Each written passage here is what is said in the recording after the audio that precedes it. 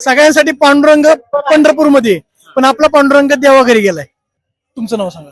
अभिजित बिस्कुले. इथलेच आहेत? इथलंच आहे बारामतीचं. काय वाटतं वारी आपल्या बारामतीत आली, काय वाटतं तुम्हाला? हा एक आनंदमयाचीच वारी आहे, परंतु एक खंत आहे.